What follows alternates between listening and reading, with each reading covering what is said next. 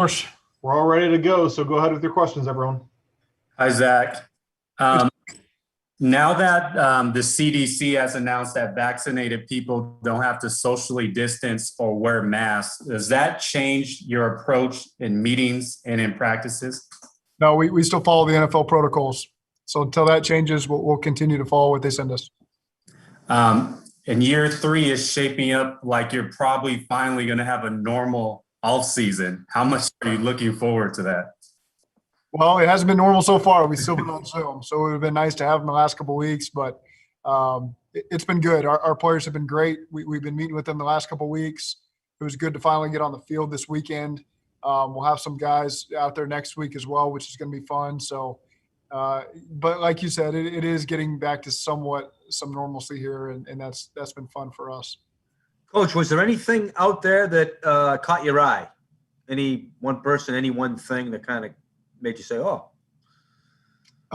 We got bigger. I mean, you look at some of those linemen on both sides of the ball, and there's some size there. So it's just fun to get those guys on the field. I don't want to have any over-the-top reactions one way or the other based on one rookie practice. I know those guys are anxious, excited, nervous to get out there. It was a great day, as you guys saw. It was fun to be out there. I'm glad that the weather cooperated with us. And, again, we'll get these guys next week. But I think it was a solid start for the rookies. Zach, this is actually my first rookie minicamp period. So I'm curious to see what are you hoping to learn as a coach? Like, what do you guys look for in rookie minicamp? Like, what's the goal you guys want to accomplish? Well, it's your first chance to see. We've only been able to meet one-on-one with a couple of these guys. We haven't really met with these rookies yet. Haven't been allowed to. So you just get a chance to see kind of what they're familiar with as they go on the field for the first time. Again, you don't want to overreact to the first day one way or the other. But aside from that, you get a chance to look at your free agents and your tryout guys. That usually is what comes from the rookie camp. I think over the last couple of years, rookie camp has really been scaled down. When I first came in the league, it was a 3-day adventure. It was like a real mini camp. You're having 2 days and you were meeting all day. And now it's just a little bit, let's get out there and see some of these trial guys and free agent guys and form some opinions on them. And then we'll have the rookies again on the field next week, which will be good. Coach, sometimes, you get during the rookie camp, you get to see, hands-on, eyes-on, okay, does their physicality on the field here match what I saw on tape, foot speed, quickness, all that sort of thing. But then the mental part of it, now you get to see what they retain from the grease board to the football field as you're doing installation and all that. Is it equally important, the mental and physical initial stages of it as you're evaluating these guys? I just think it is different because of COVID right now. We're really getting these guys probably 2 weeks later than you normally would. I think, the first chance on the field with them, your vets and your rookies really. And so now you're checking to see who's in shape and how far we have to go with some of these guys, just because, again, it's training has been different these last 2 seasons with these guys. And so, yes, you want to get a feel for the mental, how well they do out there. You also want to get a feel for, okay, we're going to have a couple weeks with these guys. What's each of their starting point right now, and how do we make sure that they're in good condition as we get through the offseason program. We're able to get good work with them on the field. And so that's as much as anything else. It's just kind of judging out there for the first day, what kind of shape are these guys in. Zach, what kind of expectations do you have for the beginning of OTAs in terms of turnout, in terms of what that will look like on your end? Is that kind of still unknown until you get there? Well, next week is phase 2. So it's really our first chance to get on the field with the players per the new guidelines of the NFL that they sent out a couple weeks ago. And I expect that to be primarily rookies. And so that'll be good to get those guys for 4 days, get them out on the field and do very similar to what you just watched. And then the following week is when OTAs start. May 24th is when they report. And I've gotten great feedback from our veterans. We've been in constant communication over the last couple of weeks. And those guys feel like we have a lot of work to put in, to be the team that we talk about being and to get some stuff done this offseason. I've been really impressed with the leadership on our team of those guys have communicated to me that we feel like we got a ways to go and we got to get on the field and get some work in. And so excited for that week to come and we'll get some good OTA work. There's also a lot of guys a lot of guys out there that are living out a dream and maybe may not make it, but as a former player yourself, it just has to be rewarding for you to see those guys having the opportunity. It is. You forget what it's like for these guys to walk into an NFL locker room and see an NFL helmet. They've played Madden their whole lives, since they were probably 6 years old. And I think we can all relate to that of, waking up on a Saturday morning and playing Madden as a young kid. And now all of a sudden you're in a locker room with that same logo that you've seen over and over and over. And it is exciting for those guys, so that part, we had a Zoom meeting last night. I was able to talk through some of that stuff with them, the expectations now that they're Bengals.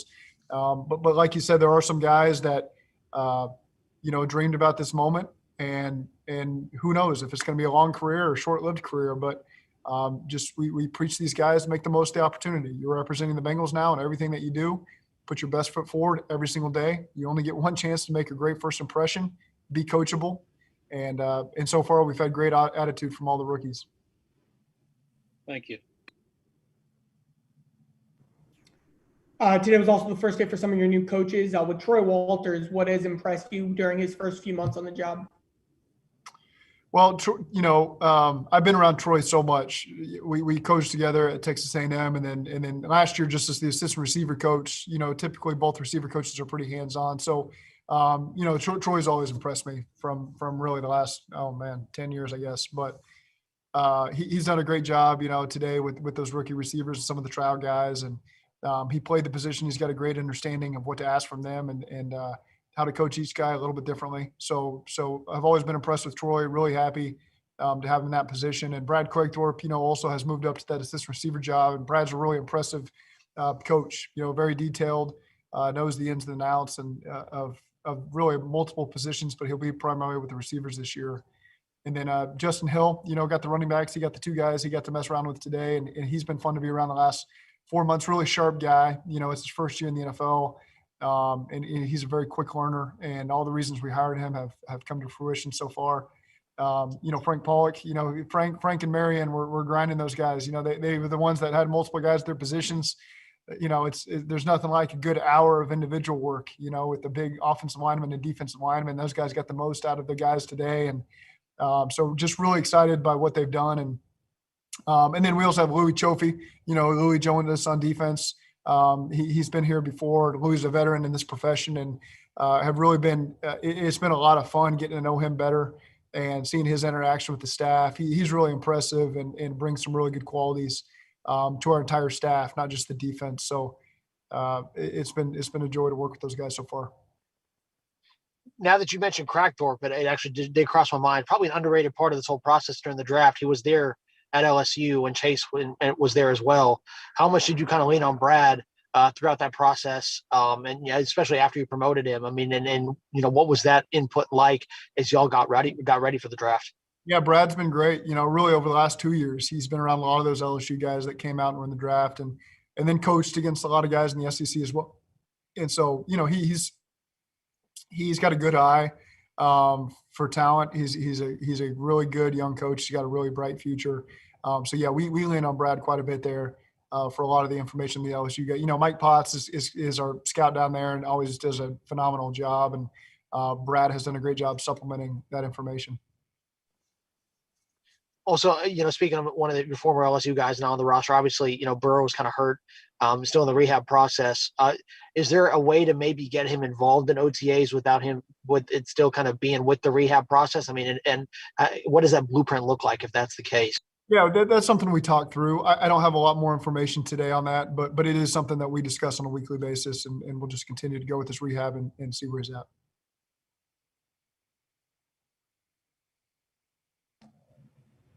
Coach, any impressions of I know it's kind of early and it's a bit obscure, but just watching the guys catching punts, I don't know if anything went through your mind. You kind of need a guy there suddenly, and I just wonder what you thought when you saw what you had over there. For those of you that watched, it was impressive. It was 4 guys catching a lot of punts, no balls on the ground really until the very end, when we made them carry multiple balls and juggle and do the fun things that it's fun to sit there and watch and not have to actually do it. But I was impressed. All 4 of those guys did a nice job. You're right. We need some competition there at that position, with Alex leaving. And so that's something that you'll see battling all through the offseason and training camp and finding that guy that can do that. What have you been working on with Chris Evans so far? Chris, Chris's trait, I think that is different than a lot of other running backs in the league, is just his ability to catch the football, and he's a very natural route runner out of the backfield and even split out.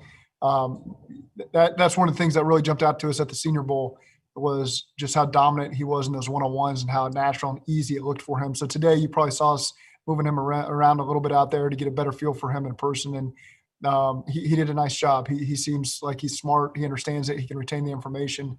It makes sense to him. And then he went out there and made some nice catches today. 2 more minutes.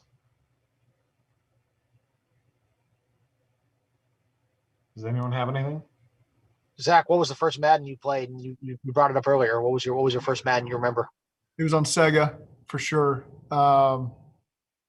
Probably 92. I can remember my friend Brett Baptist. I can remember playing at his house. He'd wake up on a Saturday morning, and I think I was typically like, I'd be Green. He was a Packer fan for whatever reason. I don't know. His brother was a Packer fan. And so we usually be Green Bay versus Dallas probably, and always a snow game. Always make sure you got the snow on the field. And, there's just, what a great era that was, just early 90s playing Madden on Saturday morning. Was that the Genesis back then? Say that again? It might have been the Genesis, or is it Super Nintendo, maybe? I think so. Yeah, that would have been Genesis came out afterwards. So same era. Which one do you prefer, the Genesis or the Super Nintendo? I was more of I had a Sega Genesis. Brett had the Super Nintendo, so I had to go to my friend's house to go play the other one. So I wasn't so lucky. So is a PlayStation or Xbox at your residence now? I know your kids play. Yeah. Oh my gosh, do they ever? They play Xbox. They play on their iPad. They play Madden. I mean, they know. What's interesting is Brooks and Luke. They know the history of the NFL. I mean, Brooks, if you ask for his top 10 receivers in NFL history, he's going to name people I don't know who they are. So it's.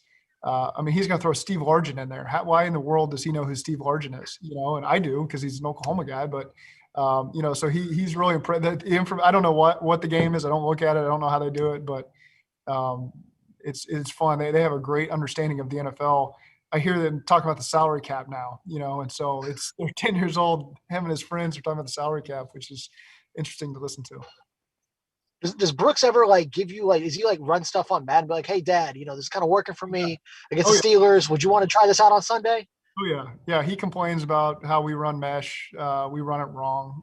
He runs it right. So yeah, he diagrammed it for me one time. He took out a napkin and drew up the play on how he wanted to do it, and he wasn't, trust me, I'm not listening to my 10-year-old son on how I should run the offense, but he wasn't teams do run it the way that he suggested. So it's been fun to watch his involvement in football. Any more questions? All right, Coach, we'll let you go. Thanks for your time. Okay, you bet. Thank you. Thanks, Coach.